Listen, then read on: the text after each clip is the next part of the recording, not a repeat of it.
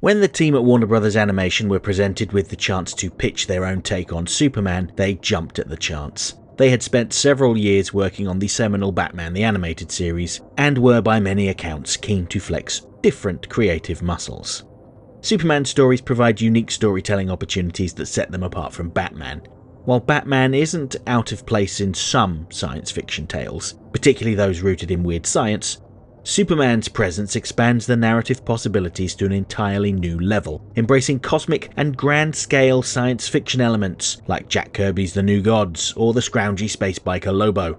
Superman is, after all, a man from outer space, with impossible abilities. So it's ironic then that perhaps one of the best episodes in the entire series is a dark, grounded murder mystery with a heavy noir atmosphere that wouldn't be out of place in Batman the Animated Series. I'm talking about the episode Superman's Pal.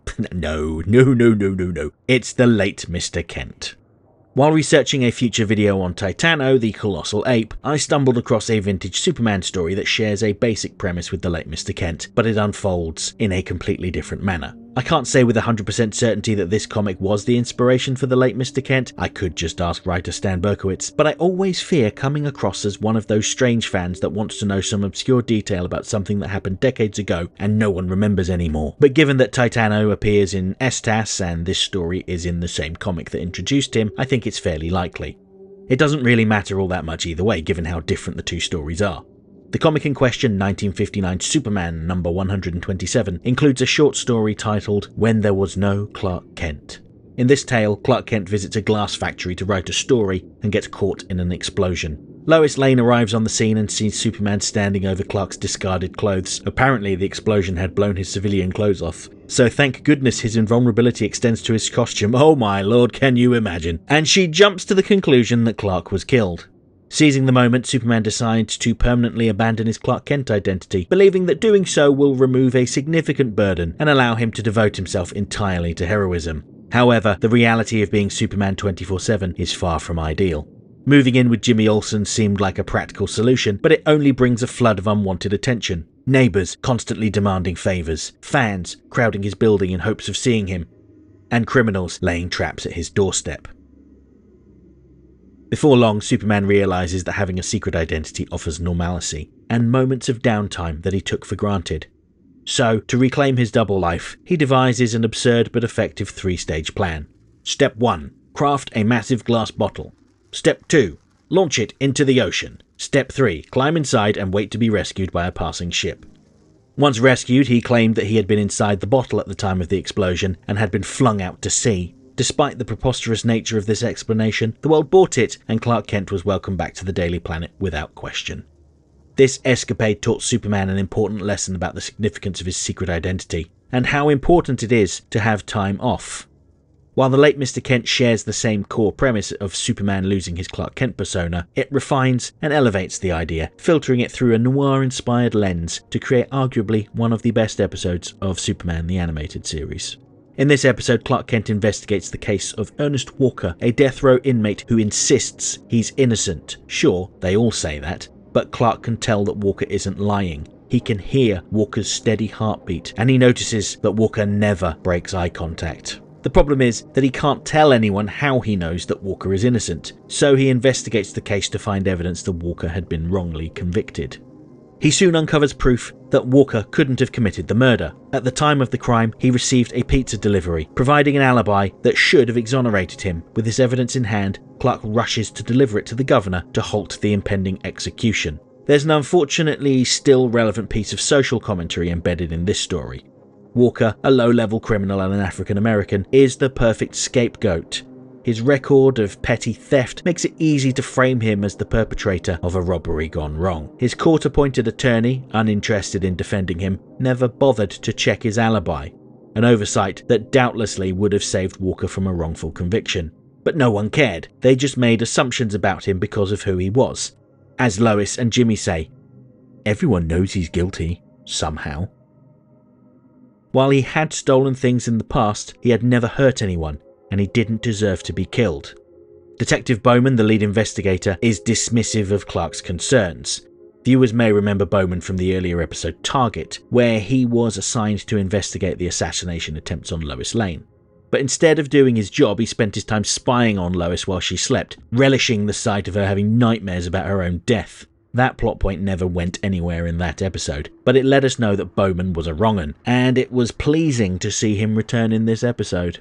Lois previously mentioned that Bowman held a grudge against her after she'd exposed police corruption in an article, costing him a promotion. Given his lazy, lecherous behaviour and disregard for duty, the pieces quickly fall into place. Bowman was the true murderer, and he had framed Walker because he knew the system would believe the lie. The episode never explicitly states why Bowman committed the murder, but considering his past behaviour, it's easy to speculate. Perhaps the victim rejected his advances, and he lashed out in a fit of violent entitlement. Note that he has a similar reaction when Lois Lane presents him with evidence of his own guilt, a bug placed in Clark Kent's phone, and he lashes out at Lois, trying to murder her by throwing her over the ledge in the stairwell at police headquarters. Whatever his reasons, one thing is clear: Bowman is a man who values his own power above justice. Despite being an officer of the law, someone meant to serve and protect, he acts purely out of self-interest. When Clark gets too close to the truth, Bowman plants a bomb in his car. He has no idea that Clark is Superman, so when the car explodes and plunges into the ocean, he assumes the problem has been permanently solved. And this is the part of the story that I really enjoyed. Superman now has to exonerate Walker without the physical evidence, ideally while returning from the dead without arousing suspicion. Unlike the 1959 comic where Clark's miraculous survival is easily accepted, the late Mr. Kent injects some realism into the situation. The only solution Superman could reach, given the tight deadline, was to expose his secret identity, bringing an end to the life he had spent decades building for himself. He was prepared to sacrifice his own life, and potentially endanger the lives of those close to him, to save the life of an innocent man. Fortunately, it never came to that thanks to Lois's parallel investigation. And speaking of Lois, this episode also provides a rare glimpse into her emotions. When Superman returns to Clark's apartment, ready to reveal his secret to the world, he finds Lois inside, rummaging through his belongings, desperate to find clues about what Clark had uncovered before his apparent death. In one of the most touching moments of the series, Lois notices a framed picture of herself and Clark. Overcome with grief, she breaks down in tears, admitting to Superman how much she genuinely liked and respected Clark. It's a rare moment of vulnerability from Lois, adding emotional weight to the story. It also shows how much she trusts Superman. Lois is one of the fiercest women in the DCAU. She rarely hesitates to charge headfirst into danger. But the loss of Clark wounds her, and she's willing to be emotionally vulnerable in front of Superman, indicating their close bond. Of course, Superman ultimately finds a way to return. Lois informs him that the witness to the explosion had terrible eyesight, giving him an opening to claim that he had survived and had just been recuperating with Lana Lang. This revelation enrages Lois. How dare he turn to Lana instead of her? He suffered a head injury and could barely remember who he was, but he still remembered her phone number? Outrageous. Lois does her best to hide her anger, but it's clear that she is both delighted that Clark is still alive and furious that he went to Lana instead of her. This emotional reaction is precisely what Superman was counting on. Her anger ensures that she focuses on her personal frustrations rather than the improbable details of Clark's survival. Beyond being a compelling mystery, the late Mr. Kent also has something to say about the death penalty. On one hand, the episode makes a strong argument against it. Ernest Walker was almost executed for a crime he didn't commit. Convicted not because of irrefutable evidence, but because the system failed him at every level. A lazy public defender, an investigation riddled with bias, and the fact that he was an easy scapegoat. All of these factors nearly led to his wrongful execution.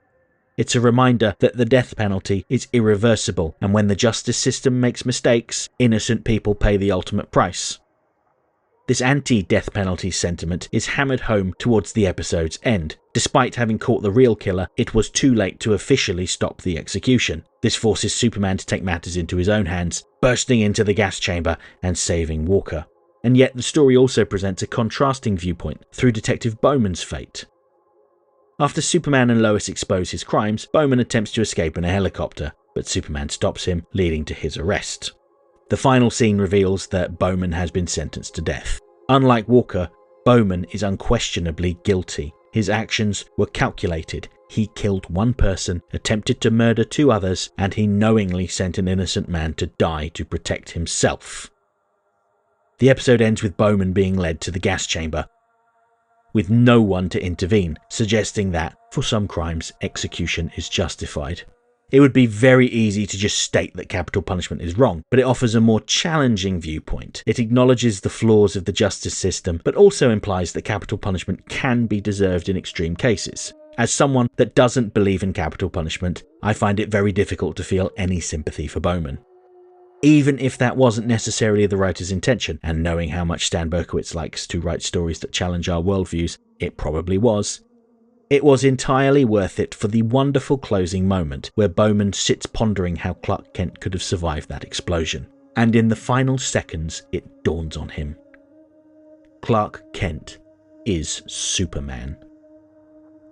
Just as the executioner pulls the switch. By the end of The Late Mr. Kent, we get a story that isn't just about Superman saving the day. It's about injustice, corruption, and genuinely makes us think about how society works, the assumptions we make about people, how power can be abused, and the sacrifices we would be willing to make in order to do what's right. It may not feature a massive world-endangering threat or colourful rogues with impossible abilities, but that doesn't stop it from being one of STAS's absolutely best episodes. Okay, that's it for this week's essay. If you liked the video, don't forget to like, share, subscribe, leave a comment, tell all your friends about me.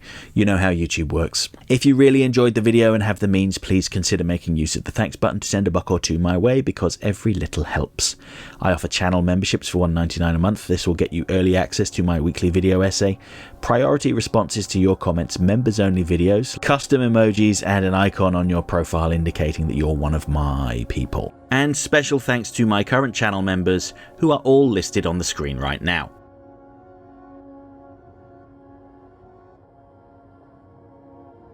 Next time. On Monday, I'll be back looking at one of the baddies that some of you voted for in my The Batman villain poll. It's the ventriloquist and Scarface.